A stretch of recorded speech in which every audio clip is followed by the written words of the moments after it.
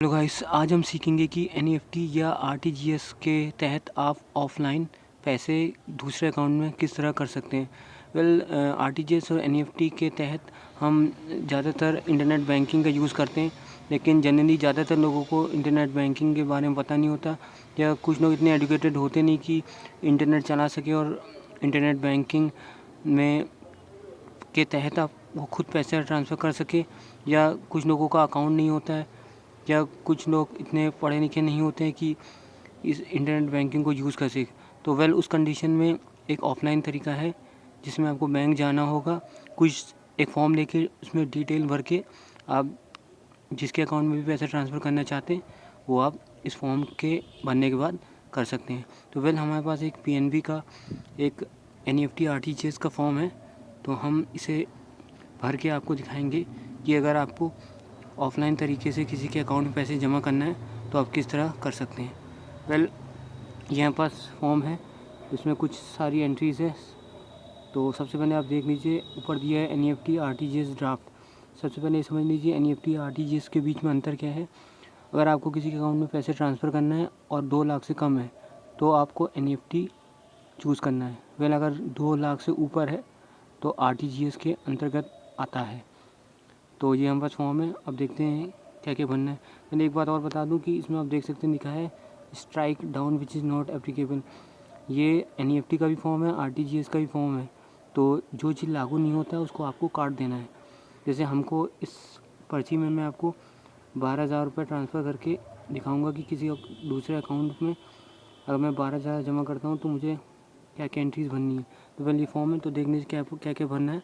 ऊपर आप टॉप में आएंगे तो आपको ब्रांच लिखनी है, जिस ब्रांच में आप जाके वहाँ की जमा पर्ची ये आरटीजीएस एनईएफटी का फॉर्म भर रहे हैं वहाँ की आपको ये ब्रांच का नाम डाल देना है। नीचे डेट डाल देनी है जिस दिन भी आप पैसा ट्रांसफ़र कर रहे हैं। और इधर आपसे पूछ रखा है आरटीजीएस एनईएफटी ड्राफ्ट, तो अब मैंने पहले बताया जो चीज़ लागू नहीं होती उसको काट देना है। आरटीजीएस हो नहीं सकता क्योंकि हमारा जो अमाउंट है वो 12,000 है। एनईएफटी के अंदर 2 लाख से कम होता है तो एनईएफटी होगा, तो आरटीजीएस कट जाएगा। ड्राफ्ट भी कटेगा। ड्राफ्ट क्यों? अगर आपके सामने वाले के अकाउंट में आपको थ्रू ड्राफ्ट जमा करना है, कि आप ड्राफ्ट से अगर सामने वाले के अकाउंट में पैसे ट्रांसफ़र करना चाहते हैं तो ड्राफ्ट लेते हैं, अन्यथा ड्राफ्ट कैंसिल कर दीजिए, तो एनईएफटी को छोड़ दीजिएगा। अब यहाँ नीचे देखिए लिखा है please issue draft on transfer through RTGS NEFT. RTGS हम काट देंगे, ड्राफ्ट हम काट देंगे, एनईएफटी छोड़ देंगे। अमाउंट में हम 12,000 लिख देंगे नंबर्स में, और इसी चीज़ को हम नीचे वर्ड्स में लिख देंगे 12,000 ओनली लिखना ज़रूरी है। नीचे हम आएंगे तो यहाँ आप देख सकते हैं लिखा है अकाउंट नंबर, फिर आरटीजीएस/एनईएफटी। आरटीजीएस काट देंगे, NEFT name of the beneficiary. Beneficiary क्या है? बेनिफिशियरी वो होता है जिसके अकाउंट में हम पैसे ट्रांसफ़र कर रहे हैं। तो जिसके अकाउंट में पैसे ट्रांसफ़र कर रहे हैं उस इंसान का अकाउंट नंबर आपको इन ब्लॉक्स में भर देना है, और नेम में उस इंसान का नाम डालना है। और अगर ज़रूरी हो सके तो अगर ये नाम वही हो जिस नाम से उसका अकाउंट, वो भी जिस बैंक में भी आप ट्रांसफ़र कर रहे हैं उसमें उसका उसी नाम से अकाउंट चलता हो, तो वो अगर नाम डालते हैं तो ज़्यादा सही रहेगा। नीचे आप देख सकते हैं लिखा है कंफर्म बेनिफिशियरी अकाउंट नंबर। तो आपको जो ऊपर अकाउंट नंबर डाला है इसको फिर से नीचे दोबारा डाल देना है। दो से 3 बार इसको ज़रूर चेक कर लीजिएगा। यहाँ आपसे पूछ रखा है beneficiary account number as branch name. यहाँ पे उसकी जो भी उसका बैंक है, उसकी ब्रांच है, उसका आपको डिटेल भर देना है। उसके बगल में आपसे पूछ रखा है कि IFSC number, branch serial number. हर बैंक का एक अपना आईएफएससी कोड होता है, तो या तो आप उसको नेट में सर्च मार सकते हैं या पर्सनली उस इंसान से कह सकते हैं कि पता लगा कि आपको बता दे। उसके बाद आप जो है बैंक का आईएफएससी कोड इसमें कॉलम में भर दीजिए। अमाउंट डाल दीजिए जितना आप ट्रांसफ़र कर रहे हैं, 12,000, 0 पैसा। कमीशन, बैंक कमीशन चार्ज करता है, और ये कमीशन डिपेंड करती है आपके अमाउंट पे, आप कितना जो है ट्रांसफ़र कर रहे हैं। मेरे केस में 60 लगा, तो हो सकता है अगर आपका अमाउंट ज़्यादा तो आपके में ज़्यादा लगे। टोटल में दोनों को जोड़ देंगे, 12,000 प्लस 60 हुआ 12,060, 0 पैसा कर दिया। नीचे हम आएंगे, यहाँ पे आपको अपना डिटेल देना है, प्लीज़ डेबिट द अमाउंट। अब यहाँ पे डिटेल करना है कि अगर आप किसी के अकाउंट में पैसे 12,000 जमा करें जैसे कि मैं कर रहा हूँ, तो मैं किस फॉर्म में करूँ। अगर मेरा खाता है तो मैं अपने खाते से कटवाऊँ जब मैं कैश में जमा करूँ, जब मैं चेक दूँ, डीडी दूँ बैंक को, कि जिससे वो बैंक मेरे दिए हुए राशि को उस इंसान के अकाउंट में पैसे ट्रांसफ़र कर सके। वेल मेरा अकाउंट पीएनबी में है तो मैं अपने खाते से कटवाऊँगा।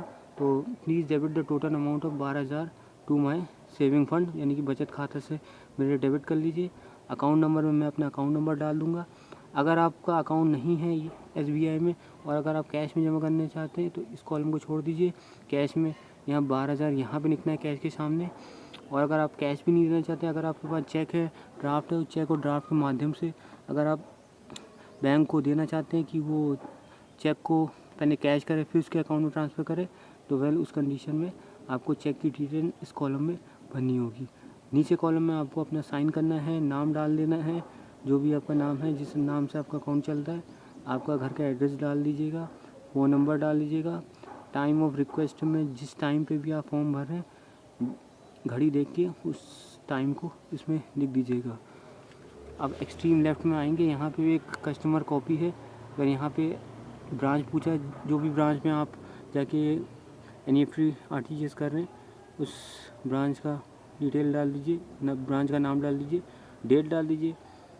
यहाँ भी आप देख सकते हैं कि आप कैसे ट्रांसफ़र कर रहे हैं। पूछा गया है कि रिक्वेस्ट टू डेबिट, चेक में पैसे ट्रांसफ़र कर रहे हैं, पे ऑर्डर कर रहे हैं, तो हम क्योंकि अपने खाते से दे रहे हैं तो रिक्वेस्ट टू डेबिट हो जाएगा। अगर आप कैश में देते तो ये काट देते और ये काट देते, वेल तो रिसीव कैश हो जाता। अगर आप चेक दे रहे हैं तो चेक को मत काटिएगा, बाकी को काट दीजिएगा। तो यहाँ मैंने 12,000 लिख दिया, वर्ड्स में लिख दिया 10,000 ओनली। और नीचे क्योंकि हम ये एनईएफटी का पार्ट है, 2 लाख से कम है, तो आरटीजीएस और ड्राफ्ट कट जाएगा, एनईएफटी रहेगा। फेवरिंग में उस इंसान का नाम डाल दीजिएगा जिस इंसान को आप पैसे ट्रांसफ़र कर रहे हैं, उसका बैंक डाल दीजिएगा, जहाँ भी उसका खाता है ब्रांच डाल दीजिएगा, अकाउंट नंबर डाल दीजिएगा उस इंसान का दोबारा, और आईएफएससी कोड डाल दीजिएगा उसके बैंक का, डेट ऑफ रिसिप्ट डेट डाल दीजिएगा उसी दिन की, जिस दिन भी आपने ये फॉर्म भर रहे हैं उस दिन की डेट डाल दीजिएगा। और टाइम ऑफ रिसिप्ट में भी आप जो भी टाइम में आप फॉर्म भर रहे हैं, जैसे कि आपने इस साइड में जो है 11 बजे लिखा है, आप कहो तो इधर भी भर सकते हैं। वेल ये वाला कॉलम अगर आप छोड़ भी दें तो बैंक का जो ऑफिशियल होगा वो भी इस कॉलम को भर सकता है आपके लिए।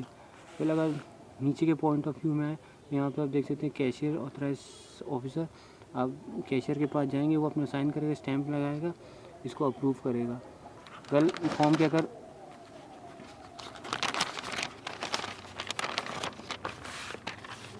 फॉर्म के हम बैक साइड में आए तो यहाँ पर आपको करेंसी से जुड़ा पूछ रखा है। तो यहाँ पे अगर आप कैश में बना रहे हैं तो यहाँ को आपको डिटेल डालनी कि जैसे 12,000 आप अगर कैश में जमा करते हैं तो आपकी जो 12,000 हैं वो 1000 में है, 500 में है, 100 में है, तो वो सारी डिटेल आपको इसमें भरनी है। जनरली लोग इसमें थोड़ा सा प्रॉब्लम फेस करते हैं। वेल प्रॉब्लम कुछ नहीं है। 12,000 को अगर आप जितना भी आपको टोटल अमाउंट है उसको आप जितने भी जो भी टाइप का आपका करेंसी उससे आपको डिवाइड कर दें। जैसे 12,000 आप जमा कर रहे हैं, आपके 500 की नोट में सारे पैसे जमा कर रहे हैं, तो 12,000 को 500 से डिवाइड करिएगा, जो भी आएगा उसको उसके अंदर लिख दीजिएगा इंटू करके, और टोटल अमाउंट 12,000 कर दीजिएगा, 0 पैसे कर दीजिएगा, बाकी को आप स्ट्राइक आउट कर दीजिएगा और नीचे टोटल में 12,000 कर दीजिएगा, .00 कर दीजिएगा। तो ये था हमारा फॉर्म, ये पूरी तरह से भर चुका है।